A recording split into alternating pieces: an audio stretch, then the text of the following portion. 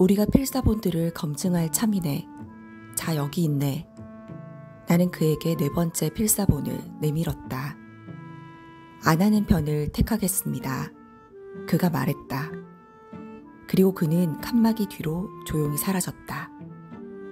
나는 종렬로 앉아있는 사원들의 상석에 잠시 소금 기둥이 되어 서 있었다.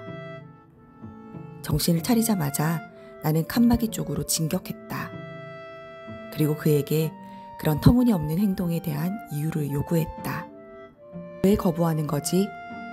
안 하는 편을 택하겠습니다. 다른 사람이었으면 나는 곧바로 엄청나게 성을 냈을 것이다. 그가 뭐라고 더 말하든 모두 비웃고 면전에서 그를 굴욕적으로 떠밀었을 것이다. 그러나 바틀비에게는 이상하게 나의 성질을 누그러뜨릴 뿐만 아니라 놀랄 만큼 나의 마음을 움직이고 당혹스럽게 하는 무언가가 있었다.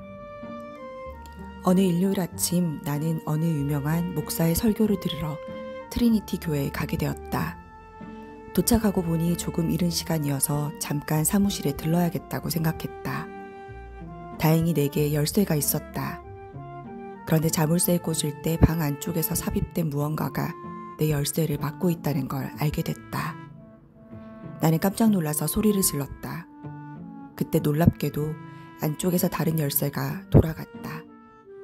그리고 갸름한 얼굴을 쑥 내밀며 살짝 열린 문을 잡은 채로 바틀비가 유령처럼 나타났다. 셔츠를 입었지만 그 외에는 묘하게 너덜너덜한 간이복 차림이었다. 죄송하지만 지금 마침 매우 바빠서 그래서 나를 당장은 들이지 않는 편을 택하겠다고 그가 조용히 말했다. 게다가 그는 나더러 건물 주변을 좀 걸어다니다 오는 게 좋을 것 같으며 내가 돌아올 때쯤이면 아마 자신이 용무를 마쳤을 것이라고 한두 마디 짧게 덧붙였다. 일요일 아침 내 변호사 사무실에 기거하는 바틀비. 그러면서도 신사처럼 흐트러짐 없지만 주검 같은 느낌을 주는 확고하고 침착한 바틀비. 전혀 예상하지 못했던 이 바틀비의 출현은 내가 다름 아닌 내 사무실 문전에서 그대로 슬그머니 물러가 그가 원하는 대로 했을 만큼 내게 이상한 영향을 미쳤다. 하지만 이 수수께끼 같은 필경사의 온순한 뻔뻔함에 대항해 무기력한 반항심이 불쑥 일어나 쑤셔댔기 때문에 이런저런 고통이 없지는 않았다. 사실 나의 적개심을 해제한 것은, 말하자면 나를 거세한 것은 주로 그의 훌륭한 온순함이었다. 안녕하세요. 한 페이지 도서관입니다. 오늘은 미국의 소설가이자 시인인 허먼 멜빌의 1853년작 단편인 필경사 바틀비를 소개해드렸습니다. 허먼 멜빌은 생전의 불운과 혹평과 생활고를 뒤로하고 1920년대에 이르러서야 재평가되며 에드가 앨런 포, 나다니엘 호손과 함께 대표적인 암흑 낭만주의 작가로 꼽히며 미국 문학의 르네상스를 이루었다고 평가받고 있습니다. 바틀비의 직업인 필경사란 당시 변호사의 일을 돕는 직업이었습니다. 지금처럼 전산화가 되지 않았을 때 변호사가 처리해야 할 수많은 서류 작업 및 심부름을 대신하여 해주는 일종의 필기 노동자였습니다. 소설을 보면 알겠지만 과중한 업무량에 비해 보수는 극히 적었으며 근무 환경도 좋지 못했죠. 이야기는 뉴욕 맨해튼에서 성공한 변호사를 화자 삼아 시작됩니다. 자화자찬을 은근슬쩍 늘어놓는 이 변호사는 자신이 지금까지 만난 사람 중 가장 기묘한 남자였던 바틀비에 대해 이야기를 시작합니다. 이야기 초반에서 변호사는 필경사들을 고용하는데 이들의 별명은 각각 니퍼와 터키입니다. 니퍼와 칠면조는 특이한 특성을 가지고 있는데 칠면조는 낮에 차분하고 오후에 흥분합니다. 니퍼는 오전에 흥분하고 오후에는 차분하게 됩니다. 니퍼는 만성 소화불량, 칠면조는 알코올 의존증입니다. 어린 서한의 별명은 진저너트인데 이 소년이 두 필경사에게 가져다주는 간식에서 그 이름을 따왔습니다. 니퍼와 터키 그리고 진저넛은 모두 다 본명이 아니라 음식에서 이름을 따온 별명입니다. 이는 그 사람들에 대한 친근감의 표현이 아니라 사람을 그 사람으로서 알고 싶어 하지 않고 그저 쓸만한 노동력을 내는 부분으로만 보는 특성이 반영된 것입니다. 변호사의 사업이 번창하면서 새 필경사를 고용하는데 그의 이름이 바틀비였습니다. 어딘지 쓸쓸해 보이는 그를 보면서 변호사는 바틀비의 차분함이 니퍼와 터키의 괴팍함을 중화시켜 줄 것이라 기대했죠. 처음에 바틀비는 문제없이 일을 잘 수행했습니다. 그러던 어느 날 변호사가 평소처럼 일을 맡기자 돌연 바틀비는 이렇게 대답합니다. 안 하는 편을 택하겠습니다. 변호사는 혼란에 빠졌고 이후로 바틀비는 점점 더 일을 하지 않게 되고 창문 건너편의 벽을 바라보면서 백일몽에 빠지는 일이 잦아집니다. 변호사는 너무도 당황스러운 나머지 바틀비를 설득해보려 하지만 그는 마법과도 같은 주문으로 응답합니다. 안 하는 편을 택하겠습니다. 어느 휴일 변호사는 자신의 사무실에 들리려다가 그 안에 바틀비가 있는 것을 발견합니다.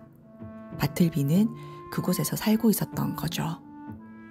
그 누구도 만나지 않는 바틀비의 외로움은 묘한 방식으로 변호사에게 깊은 인상을 남깁니다. 그러나 시간이 지나면서 변호사의 바틀비에 대한 감정은 연민과 혐오가 뒤섞인 것이 되어갑니다. 바틀비는 시간이 지나면서 아무런 일도 하지 않게 되고 그럼에도 변호사는 바틀비를 해고시키거나 설득할 수조차 없었습니다. 결국 변호사 자신이 바틀비를 남기고 사무실을 떠나기로 결정하게 되죠. 그러나 바틀비는 여전히 떠나기를 거부합니다. 바틀비를 사무실 밖으로 끌어냈지만 그는 종일 그 계단에 앉아 있으면서 복도에서 잠을 잡니다. 변호사는 심지어 자신의 집에서 살게 해주겠다고 제안하지만 바틀비의 응답은 여전합니다. 안 하는 편을 택하겠습니다. 후에 변호사는 바틀비가 유치장에 갇히게 되었다는 걸 알고 그를 찾아갑니다. 훨씬 야윈 바틀비를 보고 안타까웠던 변호사는 바틀비에게 사식을 넣어줍니다. 며칠 뒤 다시 바틀비를 찾아간 변호사는 충격적인 소식을 듣고 맙니다. 바틀비가 식사를 거부하고 굶어 죽었다는 소식이었습니다. 시간이 흐른 뒤 변호사는 어떤 사실을 알게 됩니다. 바틀비는 과거에 수치인불명 우편을 처리하는 사무실에서 일하다가 해고되었다는 것입니다. 변호사는 이 사실에 대해 생각합니다.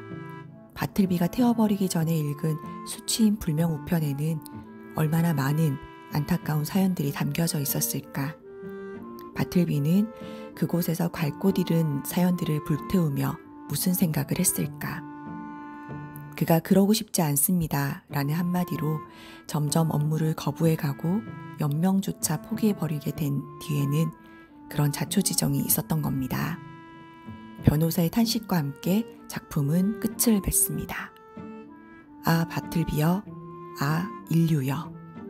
데뷔 초기 몇 년을 제외하고 시대와 독자로부터 철저히 외면당하며 경제적 공경에 처했던 멜빌이 새로 창간된 문예지에 글값을 받고 팔기 위해 쓴 필경사 바틀비는 미국 금융경제의 중심지 월스트리트를 배경으로 타협적인 화자와 비타협적인 주인공을 대비시킴으로써 짧은 분량 안에 사회철학적 문제의식을 폭넓게 담아냈습니다. 단편은 발표 당시에는 큰 주목을 끌지 못했으나 최근 들어 사회학이나 인문학 혹은 정신분석학, 심지어는 병리학적 관점 등 다양한 시점에서 평가가 활발히 이루어지고 있습니다. 이 작품에는 매우 다양한 해석들이 존재하는데요. 이 소설은 월스트리트를 배경으로 진행되는데 여기에 초점을 맞춰 바틀비를 월스트리트, 월가를 지배하는 자본주의에 대항한 일종의 영웅으로 보는 시각도 있으며 작중 등장하는 인물들의 병에 대한 병리학적 해석도 있습니다. 아니면 소위 팔리는 글을 쓰지 않는 길을 택함으로써 출판계와 대중으로부터 외면받던 허먼 멜빌 자신의 투영이라는 해석도 있습니다. 수동적 저항을 주제로 하고 있다는 점에서 한강의 소설인 채식주의자와도 자주 엮이는데요.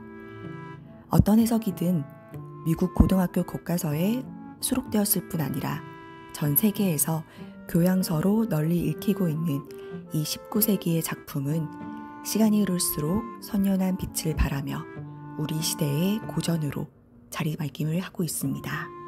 비틀비에 대한 궁금증 때문에 책이 금방 술술 익혔는데요. 꼭 한번 읽어보셨으면 합니다.